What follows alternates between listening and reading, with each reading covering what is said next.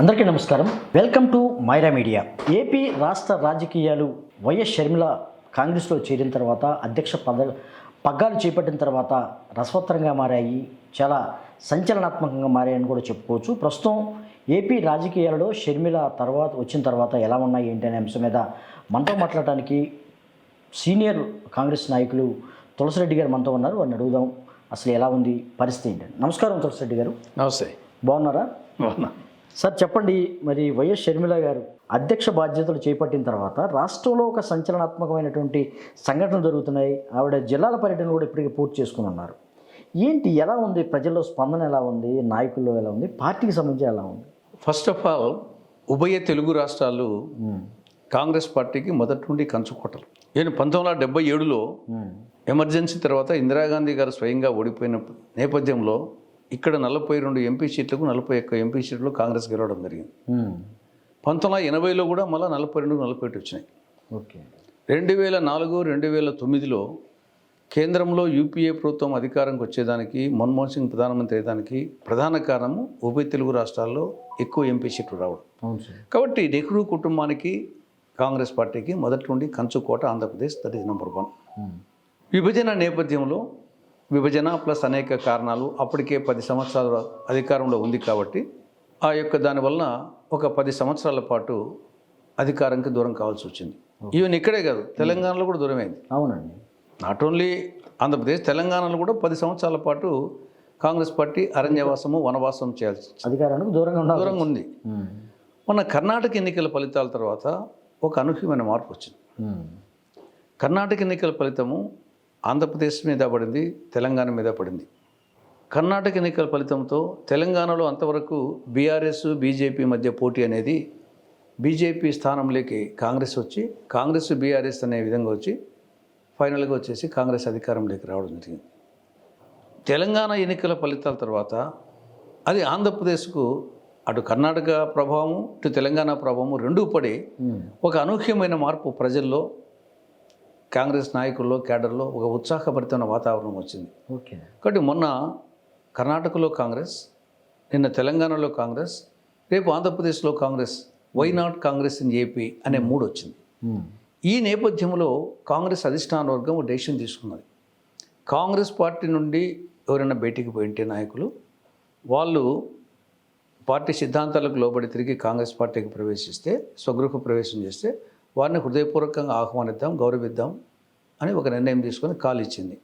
అదేవిధంగా మిగతా న్యూట్రల్గా ఉండే వాళ్ళు కానీ, మిగతా పార్టీల వాళ్ళు కానీ కాంగ్రెస్ పార్టీ సిద్ధాంతాలకు లోబడి వస్తే వాళ్ళను స్వాగతిద్దామని చెప్పేసి ఒక అధిష్టానం నిర్ణయం తీసుకుంది. ఓకే సార్, బాగానే ఉంది. అంటే తెలంగాణలో విఫలమైనటువంటి, లేకపోతే కనీసం పోటీ చేయనటువంటి షర్మిల గారిని తీసుకొచ్చి మీరు అధ్యక్ష పదవి ఇచ్చారు ఇక్కడ. అంటే ఏంటి అసలు ఆ వ్యూహం ఏంటి అసలు?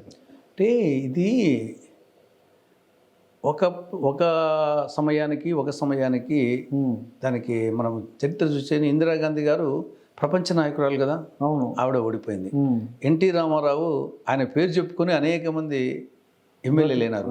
కానీ ఆయనే స్వయంగా 1989లో కల్వకుర్తిలో వచ్చేసి చిత్తరంజన్ దాస్ చేతిలో ఓడిపోయినాడు. అవును.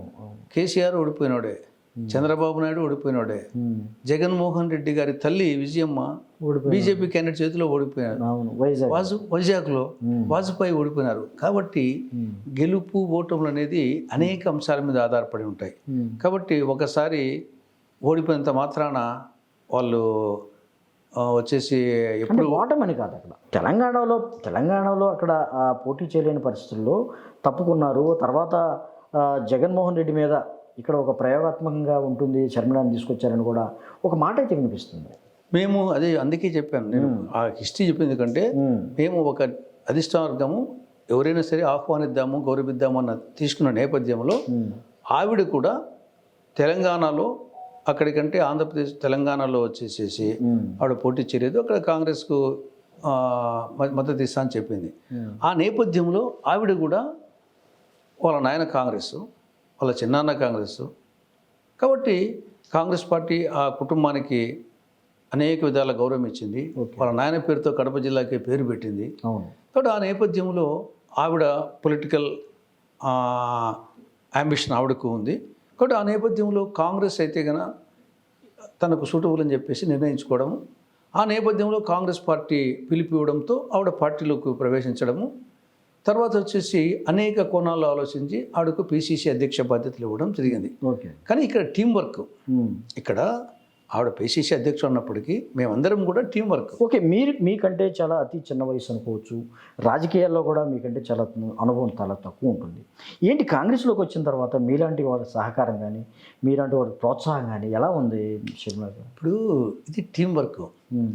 ఇప్పుడు ఏఐసిసి అధ్యక్షులు ఎవరు? మల్లికార్జున ఖర్గే గారు. పాదయాత్ర చేస్తూ ఉండేది ఎవరు? ఇప్పుడు రాహుల్ గాంధీ. మరి అంత మాత్రం చేత వచ్చేసి ఇప్పుడు టీం వర్క్. ఆయన భారత్ జోడో న్యాయయాత్ర చేస్తున్నాడు, ఈయన ఏఐసిసి అధ్యక్షుడు ఉన్నారు, ఈయన పాత్ర ఈయన పోషిస్తాడు, ఆయన పాత్ర ఆయన పోషిస్తాడు. గతంలో కూడా 2004, 2009లో కాంగ్రెస్ అధికారం వచ్చినప్పుడు పిసిసి అధ్యక్షులు ఎవరు? డి శ్రీనివాస్. రాజశేఖర రెడ్డి గారు కాదు, డిఎస్. కాబట్టి అప్పుడు డిఎస్ వైఎస్ కాంబినేషన్ అనేవాళ్ళు. ఒక క్రికెట్ ఉంటుంది, క్రికెట్ వచ్చేసి కెప్టెన్ ఒకరు ఉంటారు, కానీ కెప్టెన్తో అంతా కాదు కదా. కానీ తులసిరెడ్డి గారు మీ పార్టీ నుంచి సీనియర్లు ఎవరైతే కొంతమంది మరి హర్ష్ కుమార్ లాంటి వారు కూడా షర్మిల వద్దు తీసుకోవద్దు అని కూడా ఆయన పలు రకాలుగా కొన్ని విమర్శలు కూడా చేశారు. అంటే ప్రజాస్వామ్యం ఉన్నటువంటి పార్టీలో కొంత ప్రజాస్వామ్యం అంటే వచ్చేసి 100% ఏకాభిప్రాయం కాదు కదా, మెజారిటీ అభిప్రాయమే ప్రజాస్వామ్యం. కాబట్టి అంత మాత్రం చేత వచ్చేసి వేరే వాళ్ళు గొంతు ఇప్పకూడదని ఏం లేదు కదా, ఆయన అభిప్రాయం అని చెప్పిండొచ్చు. కాబట్టి ఓవరాల్గా మెజారిటీ అభిప్రాయం వచ్చేసేసి నేను చెప్తున్నాను కదా, టీం వర్క్. ఇప్పుడు క్రికెట్ కెప్టెనే అంతా కాదు కదా, ఒకసారి బ్యాట్స్మెన్ వచ్చేసి మొత్తము ఒక ఓవర్లో 6 బాల్స్కు 6 కొట్టి గెలిపిస్తాడు. ఓకే, అతను టీం లీడర్ కాకపోవచ్చు. ఒకసారి బౌలర్ వచ్చేసి మొత్తము వికెట్స్ పడగొట్టి చేస్తాడు, వికెట్ కీపర్స్, తర్వాత ఫీల్డర్స్. కాబట్టి ఎవరెవరి పాత్ర ఒక సినిమా సక్సెస్ కావాలంటే అందరూ వచ్చేసి.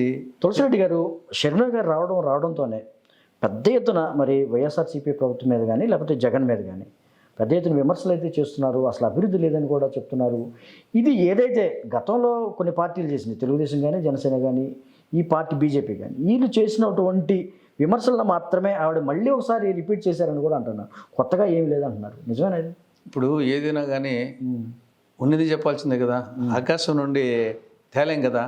ఉన్న సమస్యలు ఎవరైనా సరే, ఇప్పుడు ప్రత్యేక హోదా ఎన్నిసార్లు చంద్రబాబు నాయుడు ఎన్ని మీటింగ్ చెప్పినా అదే కదా చెప్పేది. అవును, ఇప్పుడు చంద్రబాబు నాయుడు చెప్పినా ఈరోజు చెప్పింది రేపు చెప్తారు, రేపు చెప్పింది మొన్నాడు చెప్తాడు. కాకపోతే ఉంటే విశాఖపట్నం అయినప్పుడు విశాఖ ఉక్కు గురించి ఎక్కువ చెప్తారు, తిరుపతి అయినప్పుడు ప్రత్యేక హోదా ఎక్కువ చెప్తారు, కుప్పం అయినప్పుడు ఇంకోటి చెప్తాడు. కాబట్టి ఓవరాల్గా ఇష్యూస్ 5, 10, 15, 20 విద్యకు సంబంధించి, వైద్యానికి సంబంధించి, అప్పులకు సంబంధించి, అభివృద్ధి సంబంధించి, సంక్షేమం సంబంధించి ఇవే కదా ఉండేది. కాబట్టి ఎవరైనా అవి చెప్పాల్సిందే. నేను 4.5 ఏళ్ళ ముందు చెప్తాను వచ్చేసి. నేను వచ్చేసి వీళ్ళన్న మిగతా వాళ్ళు లేటుగా చెప్పారేమో. నేను కడప జిల్లాలో పులివెందుల నియోజకవర్గంలో వేంపల్లె ముఖ్యమంత్రి నాది ఒకే నియోజకవర్గం. అక్కడ నుండి నేను 4 సంవత్సరాల నుండి నేను నా ఇష్యూ ప్రతి ఇష్యూ మీద మాట్లాడుతున్నాను. కాబట్టి ఇక్కడ కాకపోతే డెఫినెట్గా ఏపీసీసీ అధ్యక్షురాలు హోదాలో రాజశేఖర రెడ్డి బిడ్డగా, జగన్మోహన్ రెడ్డి చెల్లెలుగా, ఒక మహిళగా కానీ సూటిగా, ధాటిగా, ధీటుగా ప్రశ్నలు సంధిస్తూ ఉంది. కాబట్టి న్యాచురల్గా ఓకే మీరు ఫస్ట్ నుంచి ప్రత్యేక హోదా అంటున్నారు, ఇప్పుడు షర్మిల గారు కూడా ప్రత్యేక హోదా అన్నారు. కానీ మీరు విభజన పాలనలో, విభజన తర్వాత దాన్ని ఎందుకు దాంట్లో చేర్చలేదు, హామీల్లో చేర్చలేదు, లేకపోతే జీవో చేస్తే బాగుండేది కదా అనేది ఒక మాట అయితే వినపడుతుంది. ఎందుకు మీరు చేయలేకపోయారా? అది నిజం, మీరు చెప్పింది వినపడుతుంది, కానీ అది చాలా మందికి తెలియదు అది. ఇప్పుడు దేశంలో 10 రాష్ట్రాలు ఉన్నాయి, ప్రత్యేక హోదా ఉండే రాష్ట్రాలు. అస్సాము, మేఘాలయ, అరుణాచల్ ప్రదేశ్, నాగాల్యాండ్, త్రిపుర, మణిపూర్, మిజోరాం, సిక్కిం, ఉత్తరాంచల్, హిమాచల్ ప్రదేశ్. ఈ 10 రాష్ట్రాలకు ఏ ఒక్క రాష్ట్రానికి చట్టము ద్వారా ప్రత్యేక హోదా రాలేదు. ఓన్లీ ఎగ్జిక్యూటివ్ ఆర్డర్, దీనికి చట్టమే అవసరం లేదు. 10 రాష్ట్రాలు కూడా చట్టంతో రాలే, ఎగ్జిక్యూటివ్ ఆర్డర్. అటువంటి ఎగ్జిక్యూటివ్ ఆర్డరు 2014 మార్చి 1న మన్మోహన్ సింగ్ గారి క్యాబినెట్ వచ్చేసి రెజల్యూషన్ పాస్ చేసి ప్లానింగ్ కమిషన్ ఆదేశించడం జరిగింది. బట్ ఎగ్జిక్యూటివ్ ఆర్డర్ కూడా ఇవ్వడం జరిగింది. దాన్ని ఇంప్లిమెంట్ కాలే అంతే. ఇప్పుడు దీనికి చట్టం అవసరం లేదు, ఎగ్జిక్యూటివ్ ఆర్డరే. ఆ ఎగ్జిక్యూటివ్ ఆర్డర్ కూడా ఇవ్వడం జరిగింది. దాన్ని రాష్ట్రం ఏర్పడిన తర్వాత ఇంప్లిమెంట్ చేయాలి. రాష్ట్రం ఏర్పడింది ఎప్పుడు? 2014 జూన్ 2న. అప్పుడు మేము అధికారం లేం కదా, మేము అప్పుడే పటిష్టమైన చర్యలు తీసుకుంటే దానికి లేదు చెప్తాను కదా, చట్టం అవసరం లేదు. ఆల్రెడీ మేము క్యాబినెట్ వచ్చి రెజల్యూషన్ పాస్ చేసింది, ప్లానింగ్ కమిషన్ డైరెక్షన్ ఇచ్చింది, దాన్ని ఇంప్లిమెంట్ చేయాలంతే. ఇప్పుడు మేము వస్తే నెక్స్ట్ డేనే ఇది ఇంప్లిమెంట్ అవుతుంది. Even executive order is already there, okay. Cabinet resolution ఉంది. కాబట్టి క్యాబినెట్ రెజల్యూషన్ ఎందుకు మీరంటే అప్పుడు రాష్ట్రం ఏర్పాటు కాలే. మేము రెజల్యూషన్ పాస్ చేశాము, ప్లానింగ్ కమిషన్ డైరెక్ట్ ఇచ్చాము. జూన్ 2న 2014 జూన్ 2న రాష్ట్రం ఏర్పడింది. అదే సార్. ఆ రోజు నుంచి ఇంప్లిమెంట్ కావాలా? ఆ రోజు నుంచి మేము అధికారం లేము. ఓకే. అధికారం లేదు కాబట్టి మీరు ఇవ్వలేదని మీరు ఇవ్వడం కాదు, ఇంప్లిమెంటేషన్ కావాలంతే. ఇప్పుడు ఇవ్వడం కూడా కాదు, ఇంప్లిమెంటేషన్ కావాలంతే. Okay sir. షర్మిల గారు రావడంతో అధికారం చేపట్టారు, మామూలుగా పగ్గాలు చేపట్టారు. ఆ తర్వాత ఒక సుడిగాలి పర్యటన అయితే రాష్ట్రంలో చేశారు. ఆ షర్మిల గారి పక్కన మీరు కూడా ఉన్నారు, మీరు కూడా చాలా ప్రాంతాలు తిరిగినాయి.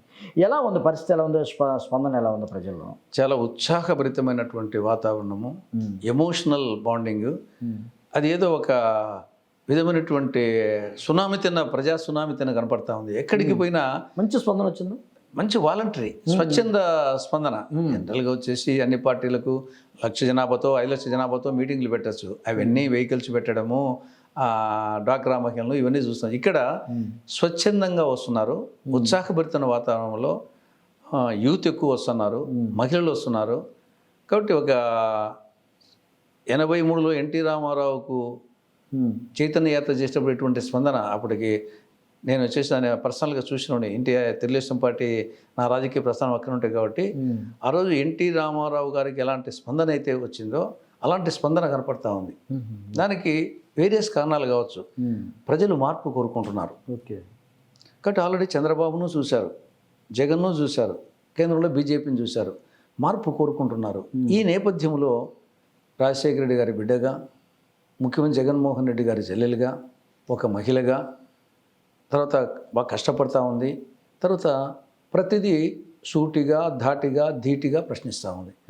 ఒక నాయకురాలికి కావాల్సిన లక్షణాలన్నీ కనిపిస్తున్నాయి. కాబట్టి ప్రజలు అవును ఒక ఆల్టర్నేటివ్ వైనాట్, చంద్రబాబు నాయుడు ఎందుకు, జగన్ ఎందుకు, పవన్ కళ్యాణ్ ఎందుకు, వైనాట్ షర్మిల, వైనాట్ కాంగ్రెస్ అనే యాంగిల్లో ఆలోచిస్తున్నారు. సో ఇప్పటి వరకు షర్మిల గారి రాకతోలు వరకు కూడా మన రాష్ట్రంలో ఒక విధమైన ఒక టాక్ అయితే ఉంది. తెలుగుదేశం, జనసేన ఒక కూటమి ప్లస్ వైసీపీ ప్రధాన పార్టీలుగా పోటీ దిగబోతున్నాయి అనుకున్నారు టైంలో త్రిముఖ వ్యూహం అనుకోకుండా అనూహ్య పరిణామాల మధ్య కాంగ్రెస్ కూడా పోటీలోకి వచ్చింది. ఏంటి పరిస్థితి, ఎలా ఉండబోతుంది ఎన్నికల కేసు? ఇది త్రిముఖమా చతుర్ముఖమా అనేది కొంచెం ఆలోచించాలా. మీరు చెప్పినట్టు ఒకటి కాంగ్రెస్ ప్లస్ ఇండియా, ఏమన్నా సిపిఎం సిపిఐ కలిసి ఇండియా కూటమి. రెండవది వైకాపా. మూడవది త్రిముఖం అయితే టీడీపీ, జనసేన, బీజేపీ. లేదు చతుర్ముఖం అయితే టీడీపీ, జనసేన, బీజేపీ సెపరేట్గా. అవును. దీంట్లో నాకు తెలిసి కర్ణాటక, నేను తెలంగాణ చెప్పాను కదా, కర్ణాటక ఎన్నికల ఫలితానికి ముందు బీఆర్ఎస్, బీజేపీ, 3వ ప్లేస్లో కాంగ్రెస్.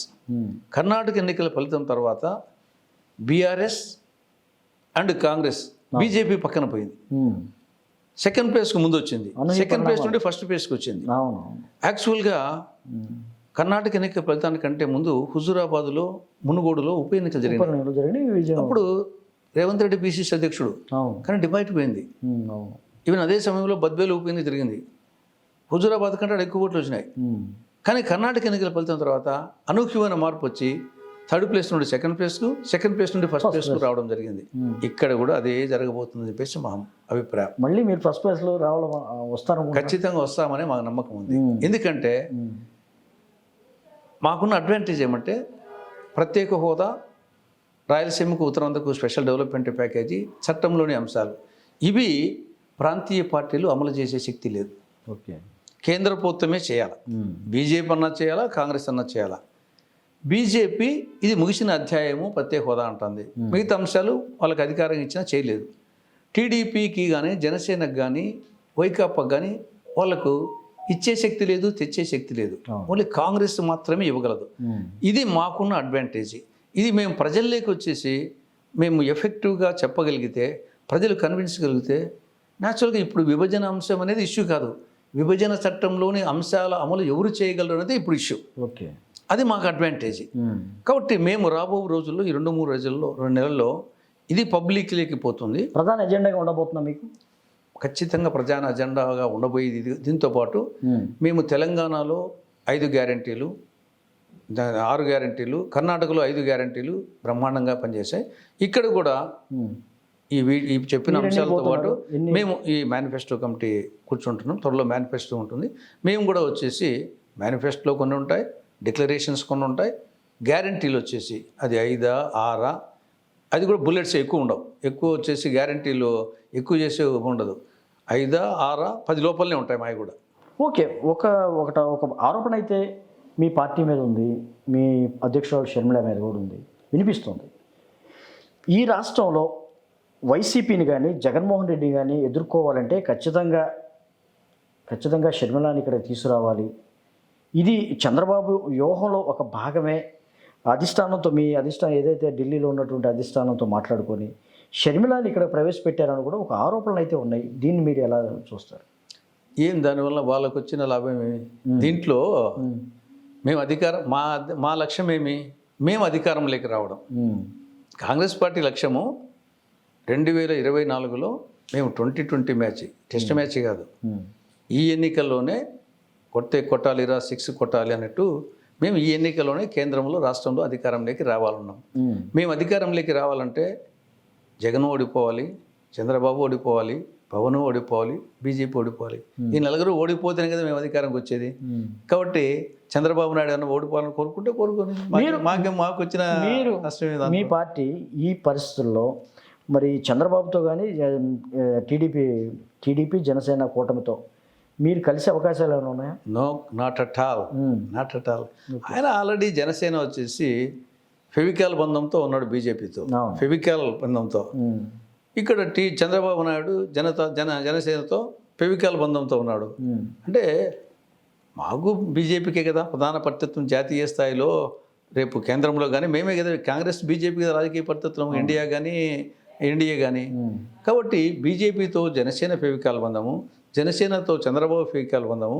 అంటే మేము వచ్చేసి ఇది ఉంటే మేము బీజేపీ మేము ఒకటేనా? బీజేపీ ఒకటే. మరి ఇంకా ఇప్పుడు బీజేపీతో జనసేనకు బంధం ఉంది కదా, జనసేనతో టీడీపీ బంధం ఉంది కదా. అంటే మేము మరి ఇంకా ఆ బంధం లేకపోతే ఈ నుండి ఎక్కడికి పోతుంది, అక్కడికి బీజేపీ దగ్గరికి పోతుంది కదా, అది కాదు కదా. కాబట్టి అది ఇంపాసిబుల్.